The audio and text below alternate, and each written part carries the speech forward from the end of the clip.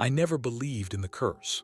Not when I was a boy, not when my mother whispered about it over her coffee, not when I left Ashcroft Hollow at 18 with a duffel bag and a promise to never look back. But belief has nothing to do with truth. I came back in 2024 after my father died and left me his old house on the edge of Main Street. My wife, Lydia, said it'd be good for the kids. Quiet, she said. Safe. She was wrong about both. Ashcroft Hollow sits in the cradle of Hunter's Mountain, a jagged gray mass that swallows the horizon. Every morning it looks different, sometimes shrouded in fog, sometimes sharp as broken glass against the sunrise. The locals say the mountain watches. I used to think that was poetry. Now I know better. It started small. Old Henry Cobb was the first. I saw him at the general store one morning, standing by the ice machine, gulping down windshield wiper fluid like it was a glass of water. His lips were blue, his throat raw, but he wouldn't stop. He died before the paramedics could even get him into the truck. Then came more. Mrs. Kitteridge, the school librarian, was found in the faculty lounge drinking mop water. The next day, Sheriff Ellsworth collapsed at the diner after downing a whole bottle of maple syrup and bleach. No one knew what was happening. The doctors said psychogenic polydipsia, but that's a fancy way of saying we don't know. The water in the hollow tasted off-metallic. People started driving miles to buy bottled water, but that didn't help either.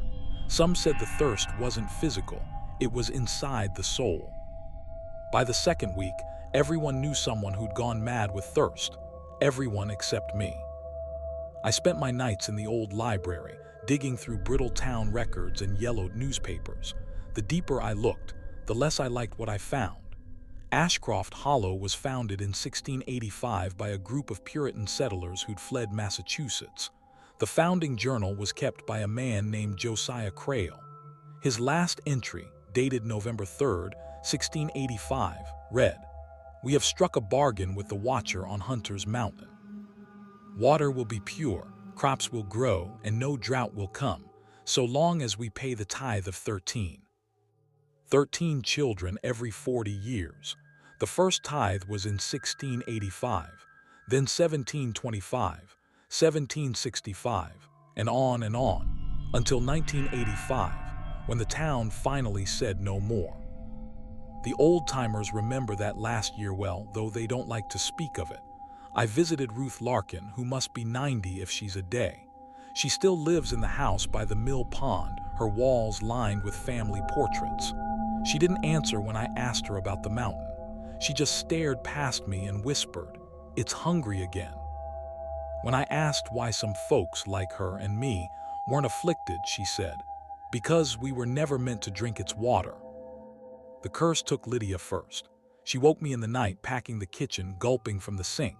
When I tried to pull her back, she screamed a sound I'll never forget and shoved me away. Her eyes were bloodshot, her lips cracked and bleeding. "I'm thirsty," she kept saying, even as her body convulsed, even as she turned to the dog's bowl, then to the rain puddles on the porch. When she finally went still, her stomach was swollen with water. The coroner said hydrotoxicity. I said nothing. The kids followed soon after. Samuel was 12. He drank the fish tank dry. Maggie was 8. I found her by the washer, a bottle of detergent spilled beside her. There's no sound on this earth like the sound of a father's heart breaking twice. After burying them, I went back to the library. I traced the pattern of years and names, counting, comparing. The last tithe had been in 1985, 40 years ago exactly. 13 children. That's what it wanted. That's what it always wanted. The thirst wasn't a disease. It was a summoning, a punishment for breaking the pact. The god of Hunter's Mountain, the Watcher, was calling for what it was owed. The afflicted weren't just thirsty. They were being hollowed out from within, like the mountain itself was drinking through them. And the ones immune, we were the descendants of those who had offered the first tithe, the betrayers, the ones who made the deal. The god had no use for us, we were already marked. The town is quiet now. The grocery shelves are bare, the water tower dry. People stay inside, praying the thirst won't find them next. But I know how this ends. It ends the way it always has. Tomorrow marks the anniversary of the last tithe, October 28th, 2025.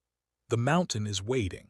I've packed a lantern, my father's old rifle, and the names of the 13 children buried in 1985. I'll climb Hunter's Mountain before dawn. Maybe I'll find their graves. Maybe I'll find the God itself. Or maybe I'll find my family again.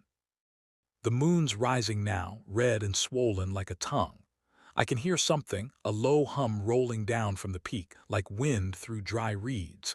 The air smells of rain and something else, something wet and ancient. If you find this journal, don't come looking for me. Don't come to Ashcroft Hollow. And whatever you do, don't drink the water.